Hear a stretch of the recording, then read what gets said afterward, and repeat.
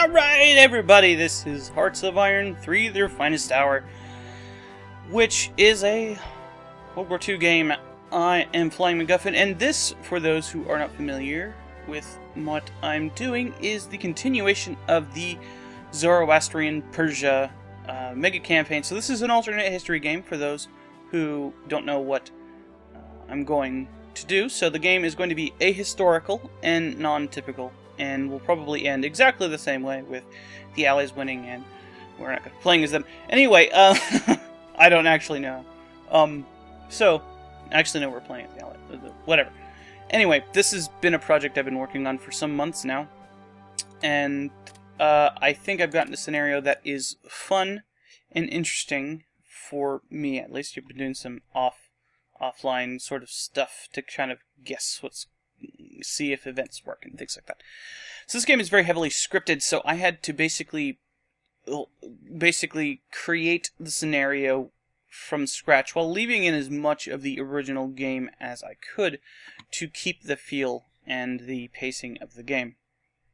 Now, I used a converter, which worked pretty well. I actually like the way things turned out. There were some problems with tags and things like that, but I fixed most of them, and it didn't have any factions assigned. I'll be going into the particulars of the factions and why it did certain things when I get into the game. So, I just want to say beforehand that this is going to be probably the majority of the first video is going to be explaining the scenario. As with a Hearts of Iron 3 game, you know what's going to happen, and there's very little kind of random chance. We're going to be playing as the Persian Republic. I'm going to be playing on normal difficulty because this is probably the Paradox game that I am the least good at. And in normal mode, you have the option to turn it into arcade mode, which basically turns off, I think, like the shipping mechanics and stuff. I've never played in arcade mode. You can turn it to hard difficulty, which makes the AI more aggressive, but it doesn't actually do anything as far as I can tell. So, but on the off chance it actually does something, I'm going to leave it on the normal. You can actually turn these to various states, which I'll do a little bit of explanation of game mechanics for those who haven't seen this game. But for the most part, I'm just going to be playing on the normal settings. I didn't click on any of the countries because it covers up some of the lazy deficiencies I've made, in which the countries all have like completely random ministers and stuff.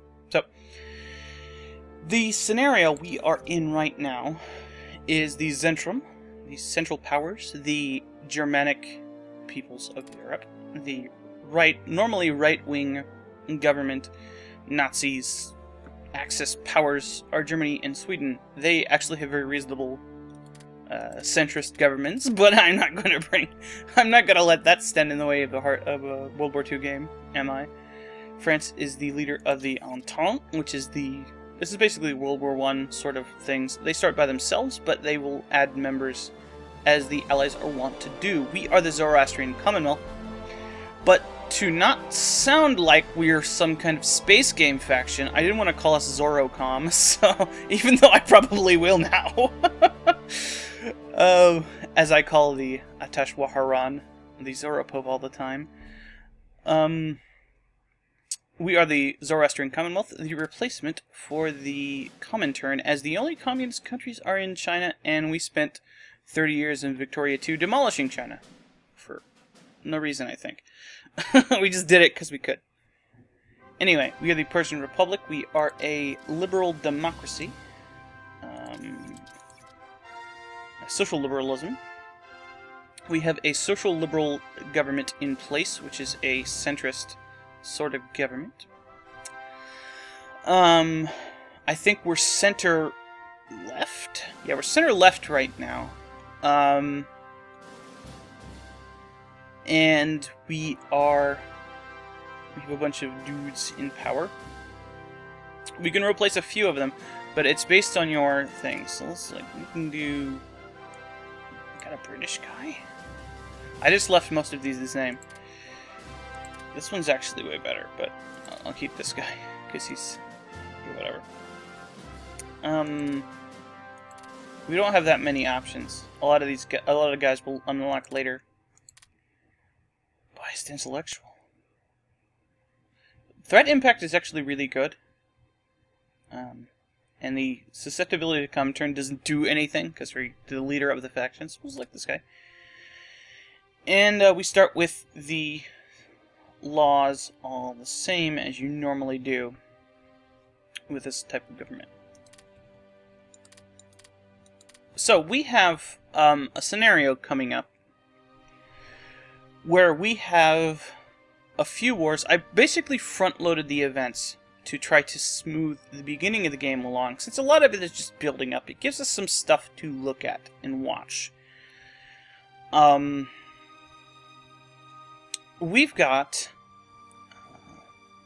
some very important events for us, and some not as important events for us. The most important thing for us is going to be involving Russia. And Russia is the main focus I have put on the events because it is the one closest to us and has the most impact on the game. There is going to be a three-way war between Smolensk, Tartaria, and Muscovy. And this event is going to spawn a bunch of troops for all three sides. And the reason I did this is because if I don't, Tartaria will always win. If I do that, it's probably going to be about a not even, but more of an even fight for Smolensk and Tartaria, and Muscovy has a fighting chance. This war will probably drag on until about 1938, and will determine which side Russia joins. As Smolensk, they will form the Soviet Union and join the Allies, the Entente. As Tartaria, they will form the Soviet Union and join us. As Muscovy, they will join Germany. All of these has them forming the Soviet Union under their appropriate type of government, simply because that is the easiest one for the game's scenario to handle. The game's AI is kind of stupid, so I need to hold its hand as much as possible, and I didn't want to write 4,000 things to have cores for three separate governments. It's not as easy as Victoria 2. That is the most relevant for us, and we'll be watching that closely. Hopefully Tartaria wins for our sake. But the entire scenario is written in such a way that it gives us a chance to win, while in most of my hands-off scenarios, the faction will lose if I don't do the appropriate things I need to do. As is normal for a game if you're playing as anybody but the Soviet Union. So, you can just basically run a hands-off scenario. The Soviet Union will win like 90% of the times, as far as I've seen. Anyway, there will also be a scenario where Sweden declares war on Norway and Denmark just because I hate their borders, and because if I don't do anything, they will basically get taken over by Germany anyway. So, whatever, who cares? Just get it over with.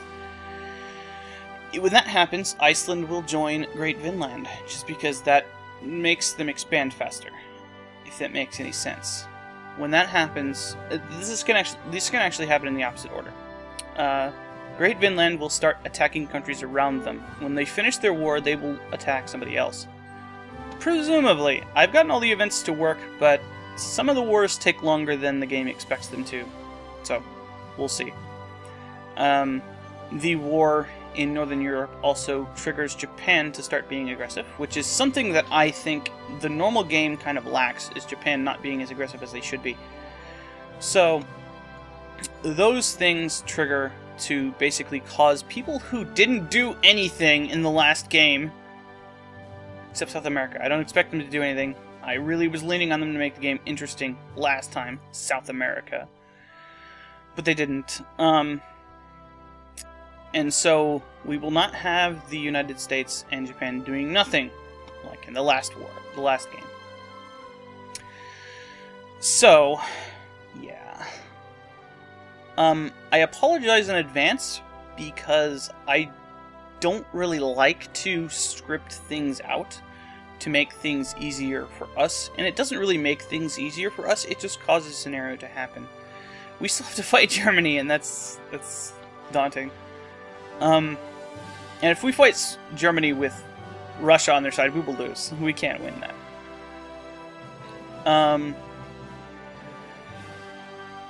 So, the trigger for the war scenario is going to be, as I explained in my conversion video, a war in the Balkans.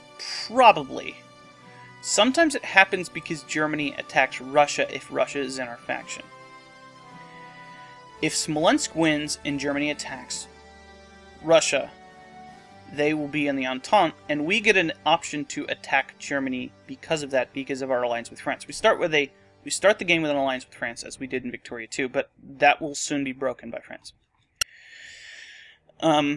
This always happens. They always break the alliance with us in a one-off game, and I haven't run this very far as the Persian Republic, as I wanted things to come as fresh to me as I can. So I'm pretty sure they'll just break it with us if we are the player as well. The Zoro Pope, the Atashwaharan, will attack Greece, which causes its allies, who is at the start of the game, Hungary and Yugoslavia, to declare war on them as well. We get a prompt to join the war. Tartaria gets a prompt to join the war if they form the Soviet Union, and Germany gets a prompt to join the war if one of these guys is in their faction, which will trigger the war. If Germany is already at war with France, they will not get the prompt.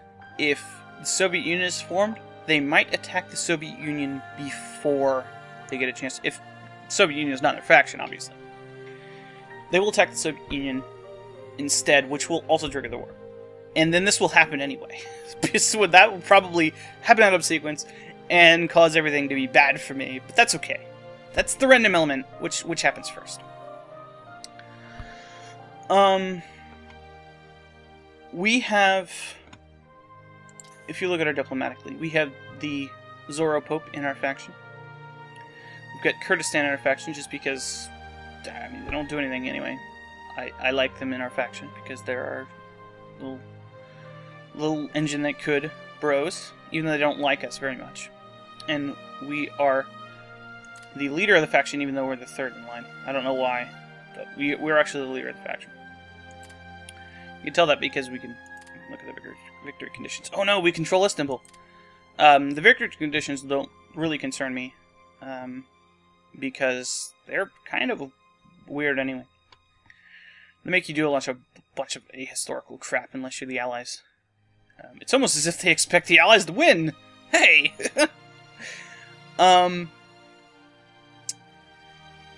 So, I think the scenario is pretty good, and if anybody is disappointed with it, I'm sorry. And I really liked everybody's suggestions, and I kind of tweaked a few events because of people's suggestions, and I just wanted to thank everybody for giving their suggestions, and for watching the series in general. It's really helpful, and I wouldn't be doing it if people didn't watch it, obviously. So, anyway, we need to have our stuff built up before 1940, thereabouts. I want to be ready by about 1939, just to be safe. Now, I'm going to gambit here. I'm going to gamble. I'm going to be an idiot, and I'm not going to guard my border with Tartaria, because if Tartaria joins the Axis, we lose anyway. So I'm not going to bet on something that is a lose-lose scenario. I don't want to spend the entire rest of my life reorganizing these troops, but I guess I'm going to have to do it because the game will force me to do so. So I have a ton of troops over here, 167 land units, and I'm going to not... right now Yunnan is at war with Communist China. They are not prepared for war with me, and if they declare war with me right now, they will lose because they suck, because I killed all their troops. They don't have very many. And we're going to move them over to here to reorganize them. Everybody go there. Some of these are not our troops. Some of these are somebody else's troops. And I'm going to get everybody over to there. Now the reason I'm doing this is because I have to. If I don't, I'll lose. I'll actually just move these guys here. I can move through the my faction's troops. If I were going to cheese the game, I would put all of my troops in the Zoro Pope's lands. I have time to think about whether I want to do that or not. The first thing I want to do is deal with this rebellion, quote-unquote rebellion down here. Actually, I can deal with that right now.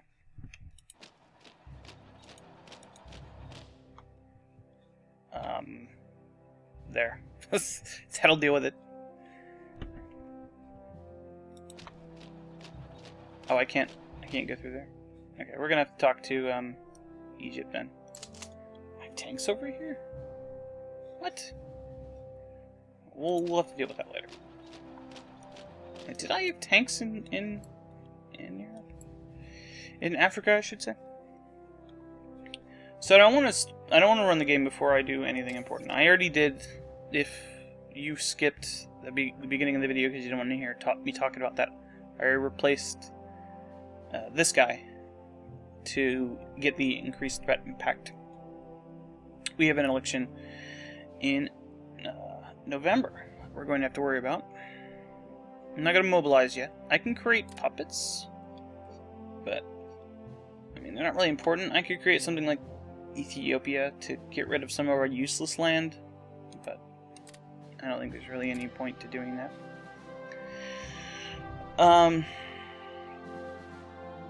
So the first thing we need to worry about is these prompts here. We're wasting IC, and we have more research possible. I had to give us more leadership to reflect our higher technological capacity from the last game, as the Converter didn't feel like doing that. So we're not quite to the level of some of the European powers, I don't think, but we're much better than we probably should be. So we have 75 industrial capacity, and we need a lot of it for consumer goods. If we don't deal with that problem earlier rather than later, we will have a problem. So we'll set that to higher than we need so that our descent goes down. We need a lot of upgrades and everything like that, but we'll deal with that later. We'll deal with a current problem, which is a lot of badness. Now, in the normal game, you can set this to AI control, and it will control this for you. I'm not going to do that. You can lock your sliders, which you probably want to do for things like reinforcement, upgrades, and supplies. We have that in spades. This is nothing to do with me actually, like, doing anything in the thing. This is all conversion. Like, you have this because you're super strong. We have uranium, helium, gold, 2 golds actually, an oil refinery, and an automotive industry in Stalingrad, no less. I think these are normal strategic resources. I don't think anything has changed. We'll go back to that later. The most important thing is technology. So we're going to set, we have 15 leadership. I don't like espionage a whole lot, so we'll set this down to, we'll leave this at 1.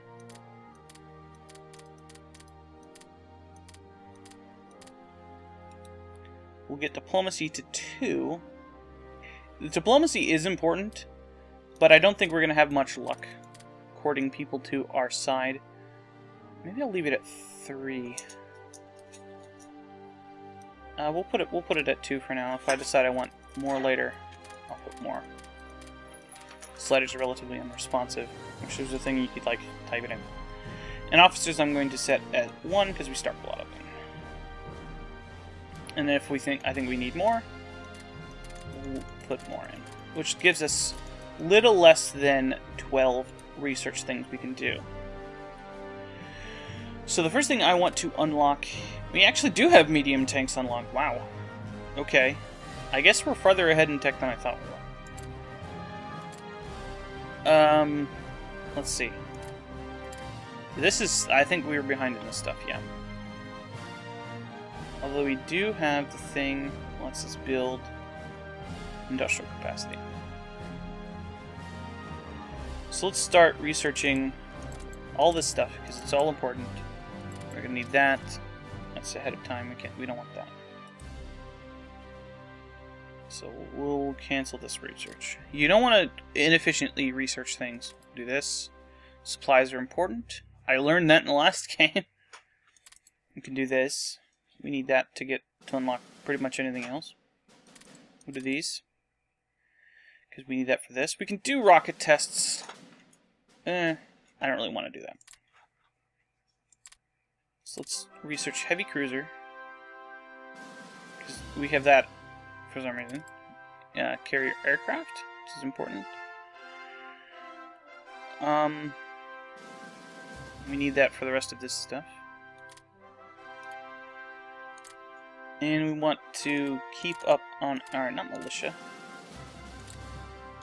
infantry stuff. let's just research all that stuff, and we'll have the things fall to the bottom as they are researched. We'll stay with this for now. We're going to unlock mechanized infantry and the special infantry so we can do that. And then we'll probably want to upgrade engineer brigades. I don't like cavalry units or militia support units. I'm also going to add these and the armored car techs because I like those. And we'll add in other things. We don't have that much stuff to do. Like the United States starts with like 20 leadership, 25 leadership. I don't even remember. It's a lot. So that's fine. We'll just stick with this for now. There are several options in here to do the technology. I don't want to click on them because it might do the things. You can change it so the sliders are done, just the research is done, or both. I like to control my sliders manually if I think I need them. And honestly, I don't think the rest of these are all that important. Officers can become important later. Okay, so we've done that. Let's go to our production. So we currently have 36 production. And you want to use more than you're actually using. We're going to right now put in, I think, yeah, let's do 4 industrial capacity. This will give us more industry later.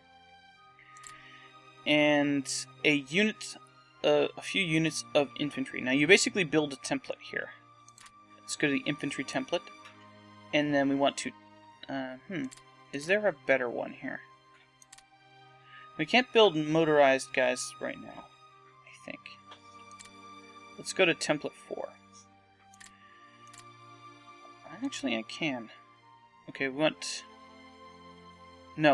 2 infantry, an armored car, and an artillery in these units, because this will give you the... does this have enough hardness for this? I think this counts for combined arms. Where's that bonus? We get a 5% combined arm bonus for a support unit. Okay. And if we add artillery, we get a 10. What if we took this out and put in an armor? It's the same. Okay, so we just want to have the armored car then. This is going to be our basic unit that we're going to build lots of. And it costs 13 IC. So let's go ahead and build 2 of those. And we'll have this other one at the bottom. So this will build slower, but that's okay. We need 48, we got 36. As our descent goes down, our IC will go up, and our consumer goods needs will go down as well. We're going to ignore the rest of these for now. We'll actually lock these at like 0.5, so that money is actually being spent on it. IC, I should say. We may not need supplies later. Now there's one thing I'm going to automate, and that is automating trade, because trade is stupid and takes a lot of time. I'm actually going to turn the trade prompts off, because I hate them so much. Okay, intelligence.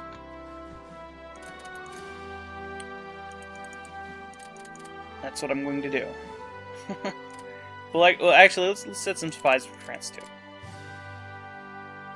And then all of our stuff for counter-espionage. That is what I'm going to do with intelligence. I could turn it on AI control as well. Just counter-espionage. Counter-espionage. There we go. That's all we're doing. And now we're going to build our units. Do I have a navy? Where's my navy? I don't know if the converter gave us a navy. We might have to build a navy. Maybe it was up here? Oh, it's up here. Yeah, I got a navy. 24 capital ships, 29 screens, and that's a pretty good fleet! And it's in a good spot. Okay. That's fine. We can also build infrastructure, which I don't like to do early in the game. I might need to. But I have a few air bases and naval bases along the front that I believe I'm going to want to fight now. So I do have some stuff for Muslim Brotherhood. prescient! Once I get my diplomacy points, and I'm going to want to focus on Egypt to try to bring them into our faction. There's an event that may bring them into our faction later, but I don't want to count on that. And, you know, I think focusing on anyone else would probably be foolish at the moment. Communist China will lead in towards us, but I don't think that's in keeping with what I've been doing with China. So, let's start the game at like 3 speed. And the game runs a little slowly at this speed. Finland's mobilizing. We're going to see some events pop up. A production license inquiry for Egypt. We will accept this because they want to buy stuff from us, and they are our friends, so we will let them do that. Let's put it up to 4, so things move a little faster. The Zoro Pope wants to buy something. They want our destroyers. We will say yes to this. These are like tech trades, basically. Who are you? Yugoslavia? No. Okay, Manchukuo annexed Mongolia. That is expected. Okay, now we can change our laws to more efficient laws. Basic mobilization will, which is under economic laws. Right now we're in full civilian economy. We get minus 50% industrial capacity, plus 15% money, minus 10% consumer goods during peacetime, and minus 50% resources. We want to get out of this as much as possible. The next one cuts this in half, cuts the bonus from money, about 2/3, cuts this in half, and cuts this in half. So we're going to want to do this, because we need more industrial capacity. And more industrial capacity means you can actually build more consumer goods, so there's not really any reason to do that. You can't build money, though, but you can build supplies and sell them if you want. So let's see how this changes our production, and then change that accordingly. So you can see it's only been a day. The game runs by hours, because this game ends in 1946? I don't know, but as you can see now, we have lots of production. Lots of production. And we're actually building more consumer goods than we need. So let's go ahead and, oh no, we actually need more consumer goods because we took that penalty away, that bonus away. Let's go a little bit above what we need. And let's start building more, let's build some planes. We're going to need some planes. So let's just build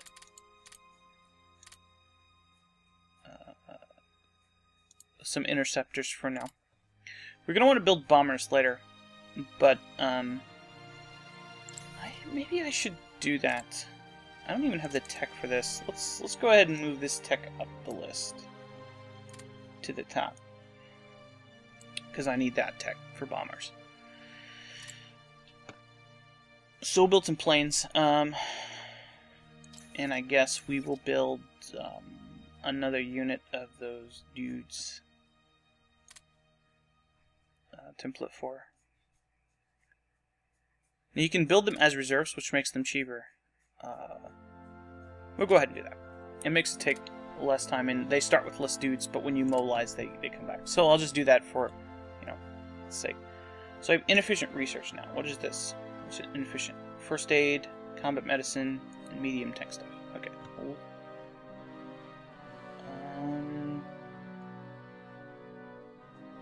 So we'll just put combat medicine at the bottom of the list, and first aid.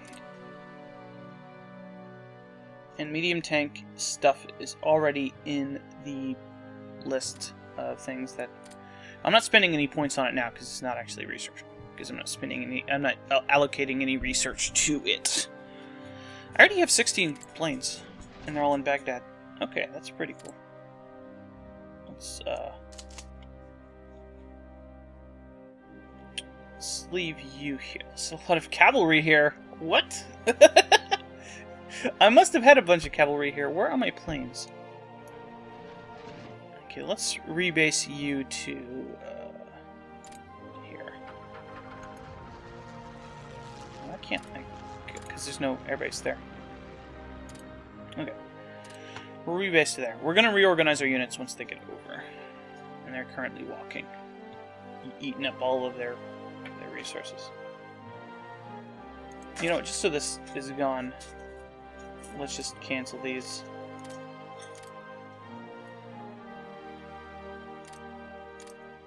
I don't like having the inefficient research here, up here. And this is unit support supply because I'm moving through friggin' hell jungles over here. As a matter of fact, because of that, let's lower our production a little bit more because I need a bunch of supplies. Let's put it at 60.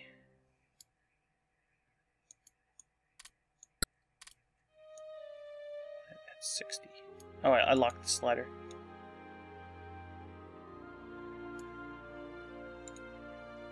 Well, just so we're getting some supplies in, so our units don't die. We'll fix that later.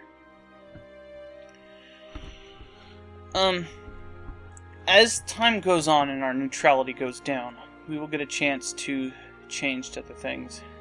So let's turn the speed up for now, since nothing's happening. France broke their alliance with us, as I expected, and they're mobilizing. You'd think that would be a bad sign. If troops in foreign territory. In Pew and Kangdi. That sounds like something in... Yeah, they're walking through there. Okay, that's fine. I don't care.